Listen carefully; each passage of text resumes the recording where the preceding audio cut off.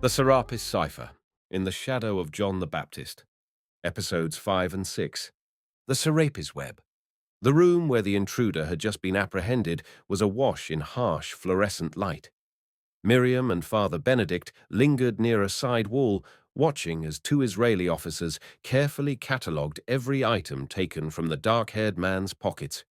His small handheld spectrometer, now tagged as evidence, lay on a nearby table. The detainee refused to speak, even as the officers attempted to question him. One of them finally ushered him away for further interrogation, leaving Miriam, Benedict, and Dr. Aboud staring at the cryptic device he had carried. Dr. Aboud folded his arms. A Vatican museum pass, that scanning tool, and no identification beyond the name Marco Rossi. It could be a pseudonym, or maybe he's exactly who he claims. The question is, why infiltrate now? Miriam approached the table, leaning in to examine the device's screen. It looks like a portable analyzer for inks or organic compounds, my guess. He was checking whether we'd discovered evidence of additional tampering on the scrolls. Father Benedict nodded, tension evident in the tight lines of his face. If someone connected to the Vatican wants to confirm the forgery or keep track of its exposure, we have an internal church faction at odds with Cardinal Vieri, or a clandestine group using Vatican credentials as cover. A hush lingered. They had expected the circle of Serapis, but a rogue Catholic operative was a new twist. Dr. Aboud let out a heavy sigh. We'll request to observe the interrogation. Meanwhile, we must secure both scrolls even more carefully. Maybe relocate the second one to another vault. This infiltration is getting out of hand. Miriam agreed, already formulating a plan. We'll finalize the preliminary UV and IR scans on the second scroll. If we find similar tampering, we can address it head-on. If not, perhaps it's fully authentic, and that's precisely why certain parties want it. Father Benedict checked his watch. Cardinal Vieri has a meeting with local officials this afternoon. If he learns about this infiltration, it could either make him double down on removing the parchments to Rome, or it could shock him into rethinking who to trust. We have no idea how he'll react. Outside, the midday sun hammered the desert landscape, heat radiating off every surface. By contrast, tension inside the facility had turned cold and sharp. Journalists clamored at the gates, hoping for any juicy update about the infiltration or the second scroll. A hush had fallen upon the staff, each uncertain whether the next incident would be another break-in, another leak, or worse. Miriam found herself following Father Benedict to a small side office where they could speak in private. She wanted to lay out a strategy to handle the new threat. Once the door was closed, Benedict slumped into a chair, loosening his clerical collar. "I'm afraid we're stepping into a labyrinth of conspiracies," he said in a low voice. "We assumed the circle of Serapis was behind everything.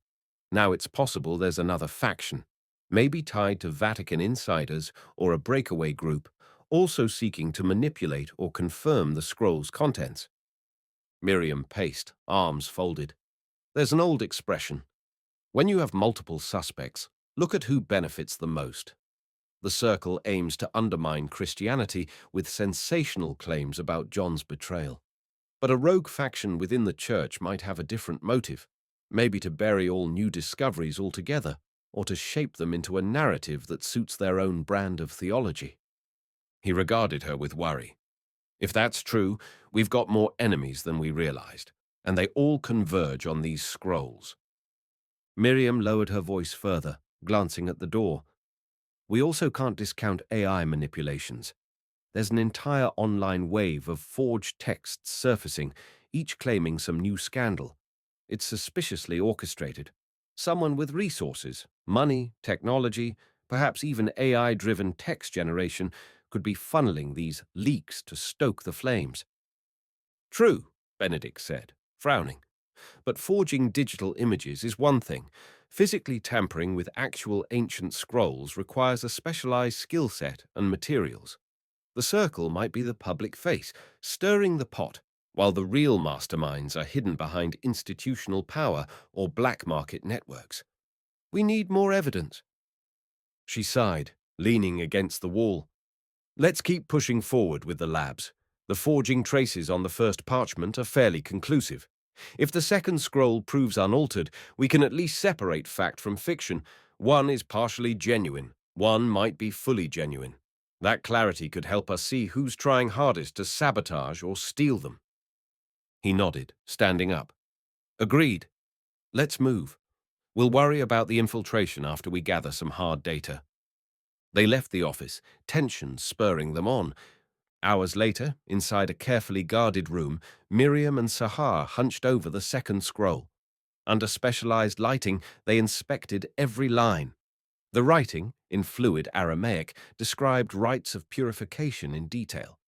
A few lines recounted a figure, likely John, leading a community in the desert, emphasizing a call to righteousness that preceded any mention of Jesus.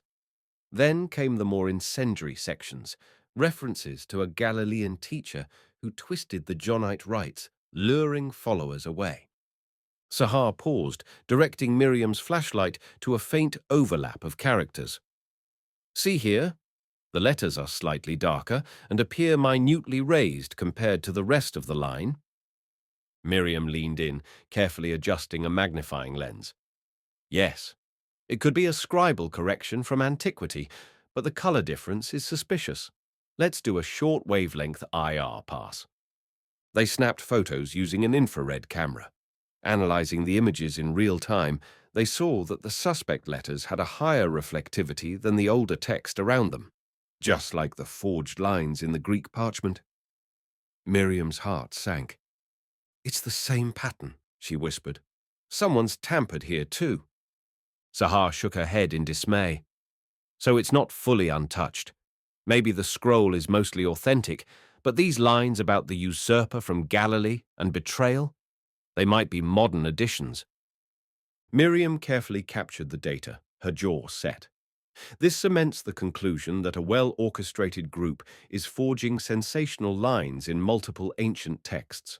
They've probably used genuine documents from the same era, like empty or partially damaged scrolls, to embed new text, all to create the impression of a deep John versus Jesus schism.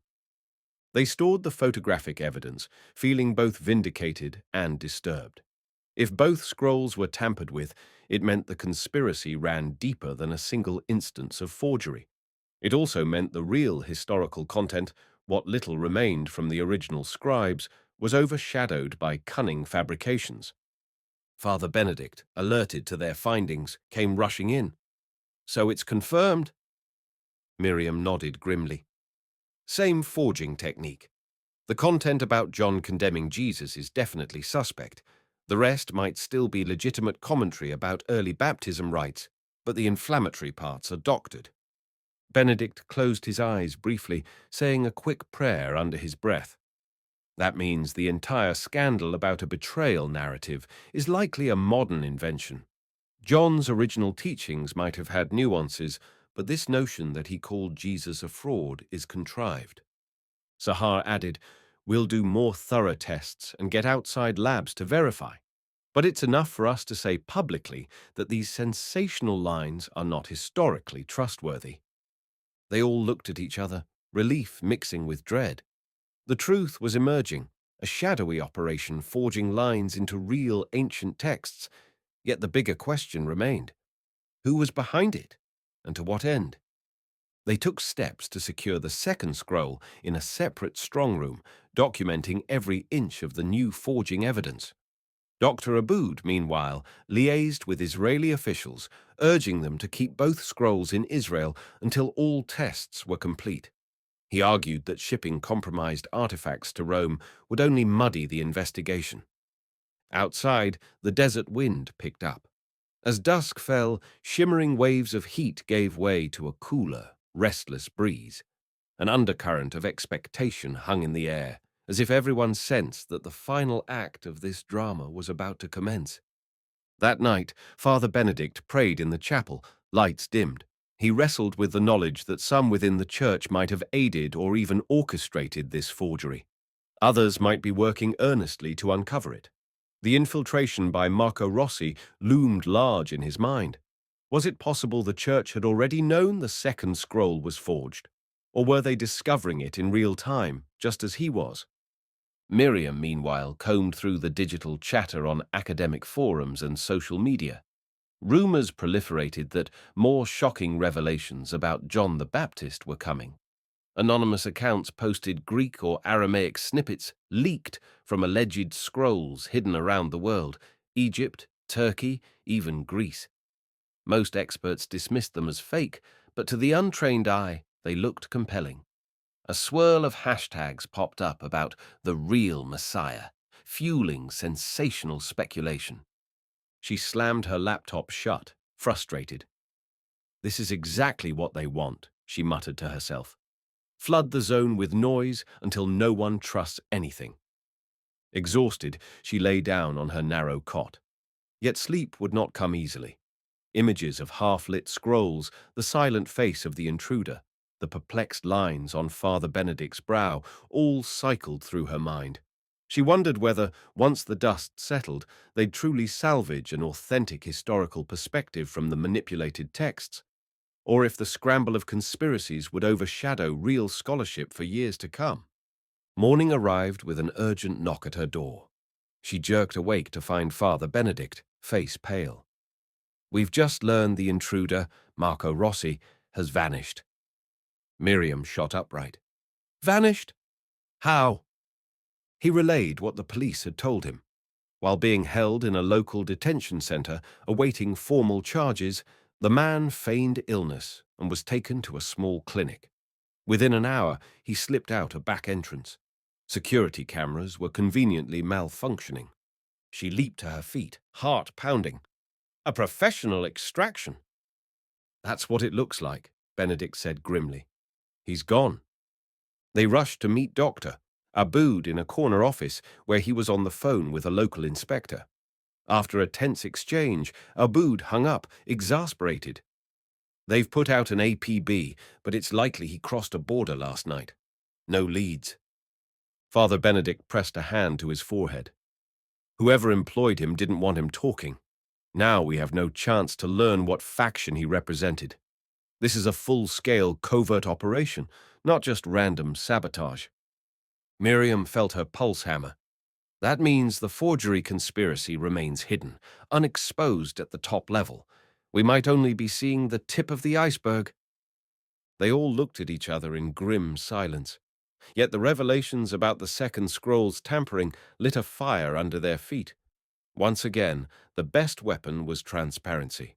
They had to broadcast their findings and tear the veneer from these forged lines before the conspirators could unleash even more confusion. By midday, a flurry of official letters and phone calls ricocheted between Israeli officials, the Vatican delegation, and Dr. Aboud. Cardinal Vieri appeared outwardly shocked by news of the infiltration and the suspect's disappearance. He publicly condemned the act. In private, he continued pressing for the scroll's transfer to Rome, citing escalating threats around them. Despite the swirl, Miriam, Benedict, and Aboud moved swiftly. Within 24 hours of discovering the second scroll's tampering, they prepared a second round of press material, corroborated by lab data. This time they aimed to show the public exactly how both scrolls' inflammatory lines were modern. Late that afternoon, Miriam and Benedict found themselves in a small courtyard, away from prying eyes. Palm trees rustled in a hot breeze, offering scant shade. Benedict drank from a canteen and wiped sweat from his brow. "We should present both sets of forgery evidence together," Miriam said. "Make it clear that the John betrayal narrative is contrived, found in multiple texts, all using the same forged ink composition." He nodded firmly. "Right. We do so in front of cameras, with lab experts present. That way, there's no room for conspiracists to claim we doctored the test results." She gazed at him, brow furrowed. But what if the conspirators release yet another scroll, or digitally manipulate a brand new "John was the real Messiah" text? The public is primed to devour sensational stories. Father Benedict's expression was resolute. "We can't control the entire media landscape, but we can reveal the scheme, show people how to spot the same tampering patterns. Teach them that the main lines about betrayal are all traceable to a single technique. If enough scholars speak with one voice, it could nip further forgeries in the bud, or at least weaken their impact. In the distance, they heard the hum of approaching vehicles. More security, more journalists. The entire region seemed on the verge of boiling over. Miriam felt the weight of history pressing against her. She closed her eyes, remembering the first day she discovered that Greek parchment. How full of wonder and possibility it had seemed. Now it was something else entirely, a staging ground for battles over faith, power, and truth. She caught Father Benedict studying her. "We'll get through this," he said softly, as if reading her thoughts. "The truth, complicated though it is, will be our shield." She nodded, letting his steady presence calm her nerves. "Let's finish this, once and for all." Episode 6. The Maze of the Mind. High noon scorched the courtyard as a small gathering of reporters, archaeology experts, and government representatives assembled around a podium. The heat was punishing, but the news overshadowed any physical discomfort. Dr. Aboud, flanked by Miriam, Sahar, and Father Benedict, stood at the microphone. Behind them, a digital screen showcased magnified images of the incriminating ink anomalies. Cameras clicked. A hush fell. "Thank you all for coming," Dr. Aboud began, his voice echoing slightly off the courtyard walls. "We have completed new analyses on the second scroll discovered last week, in addition to further testing of the so-called betrayal scroll.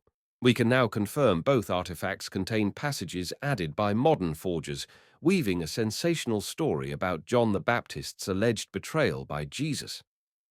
He clicked a remote, and an image appeared on the screen. A microscopic view of Greek letters from the betrayal scroll, sections glowing under UV light. "Here," Aboud said, "you see the faint outlines of a synthetic resin used to bind modern pigments.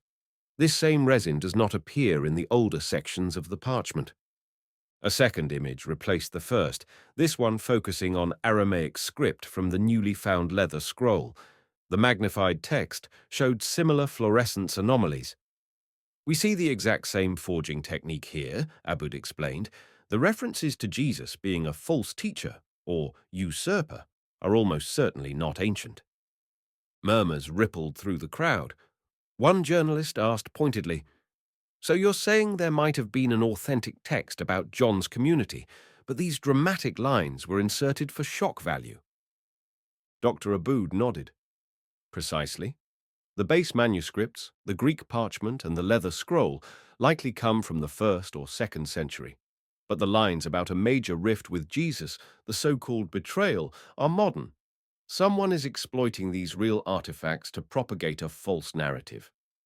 Another reporter thrust a microphone forward. "Do you suspect the Vatican is behind this to undermine the documents, or is it an anti-church group trying to smear Christian history?" Father Benedict, stepping to the mic, cleared his throat. "We have no evidence implicating the Vatican as an institution. On the contrary, the Church is also a victim of these forgeries, as the hoax seems designed to erode trust in Orthodox tradition.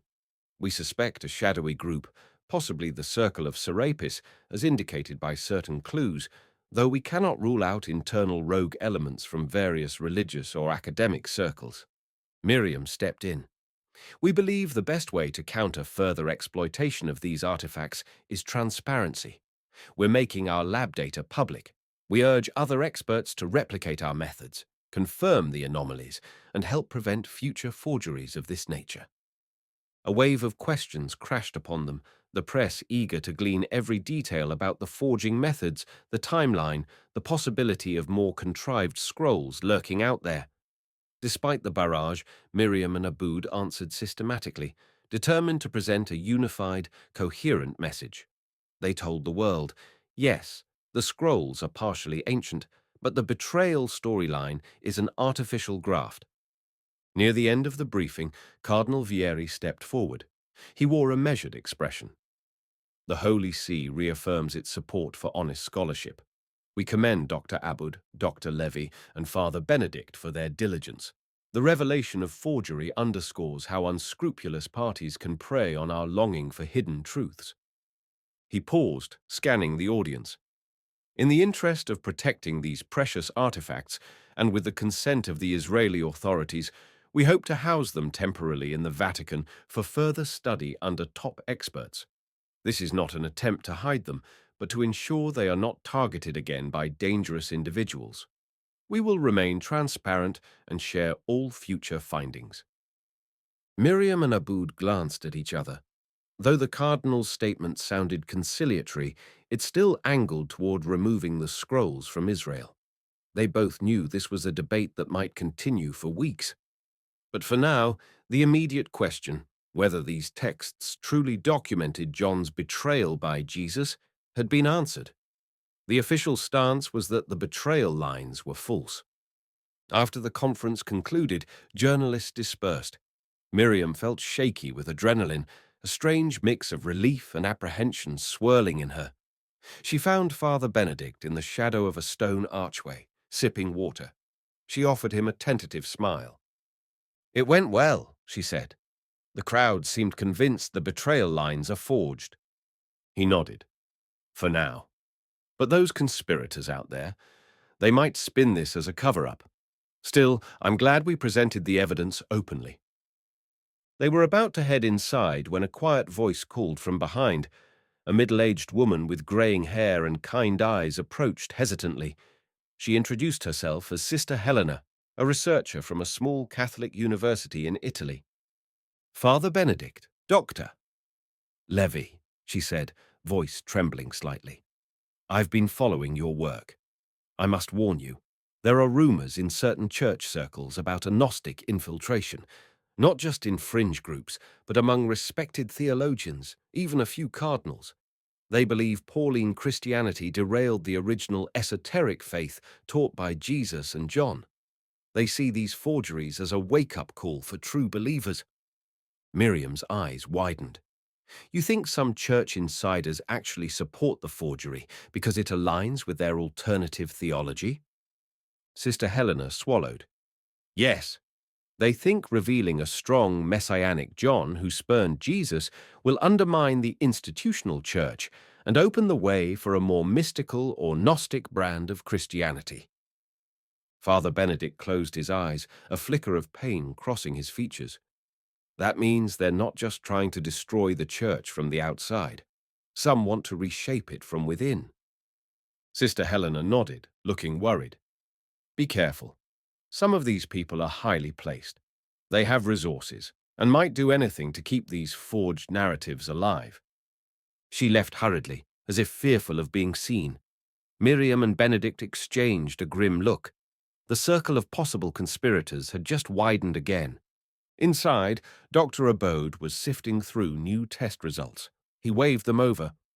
"We have partial carbon dating on the second scroll. Looks like it's from the same general window, maybe late 1st century, so the unaltered majority is likely genuine. It might have been an existing Johnite text that said something mild about differences between John and Jesus, and the forgers amplified it into a betrayal." Miriam scanned the data, heart heavy with the knowledge that these shadowy Gnostic sympathizers might have purposely chosen that text. They must have realized how explosive it would be if John's mild critique of Jesus was twisted into a scathing indictment. Father Benedict rejoined them. "We should share these results widely too. The more we demystify the forger's methodology, the weaker their power." Aboud nodded. "Agreed. But we also have to watch our backs. Sister Helena's warning suggests this infiltration might reach up into high church echelons." That evening, a subdued quiet fell over the facility. Guards patrolled the corridors, watchful for any new infiltration attempts. The tension felt different now, less frantic about the authenticity of the scrolls, more concerned with the swirling power plays behind the scenes. Miriam, tired but too anxious to rest, joined Father Benedict for a brief walk outside. The sky was awash with stars, the desert wind cooler than usual. They strolled past the makeshift media tents and the cordoned gates. A few reporters still lingered, half asleep, waiting for any late-breaking drama. At the perimeter fence, they paused, gazing out across the moonlit sands. Miriam spoke softly, her voice nearly carried off by the breeze. I once thought archaeology was about dusty fragments and quiet libraries. Now it feels more like a battleground. Benedict nodded. History shapes faith. Faith shapes politics. Politics shapes power. When a new artifact threatens that chain, people fight back. She glanced at him, eyes reflecting the moon's glow. What do you think will become of these scrolls?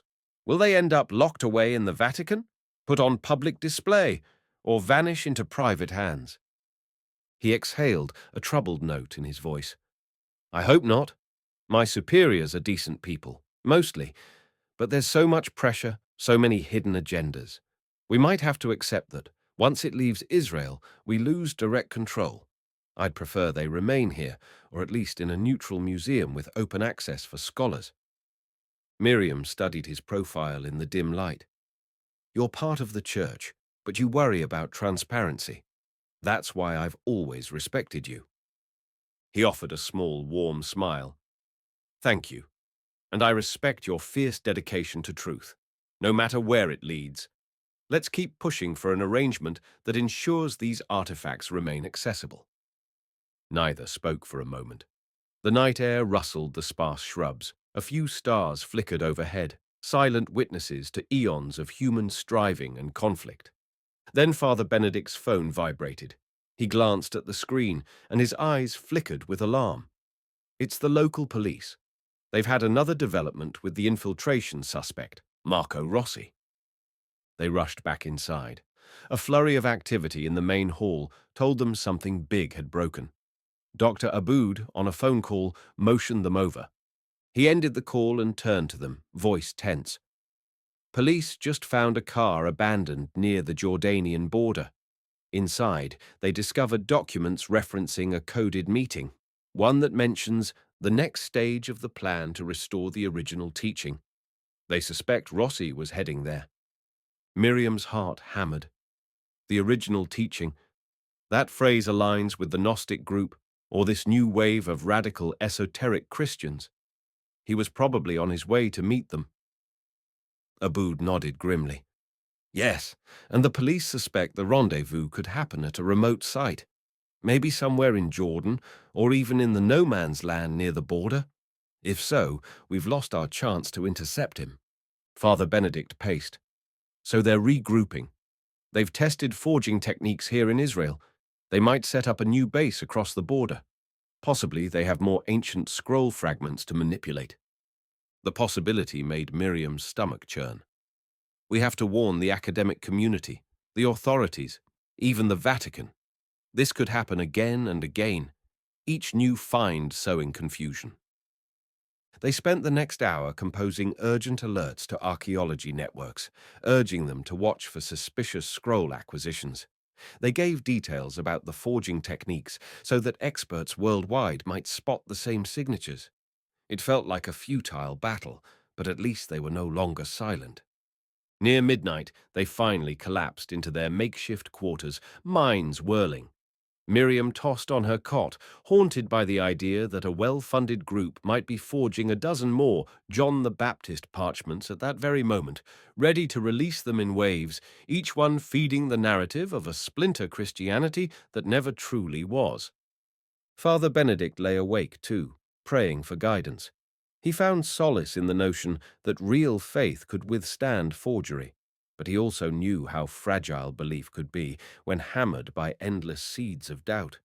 His final thought before drifting off was that the path ahead led not only through the external desert, but through a maze of minds, people hungry for revelation, easily swayed by illusions, or else entrenched in the fear of new truths. Somewhere, hidden beyond the desert horizon, shadowy figures might already be meeting, forging alliances, and refining their methods. The second scroll's partial exposure would not deter them. In fact, it might spur them to escalate. The final showdown loomed, though none could yet see its shape.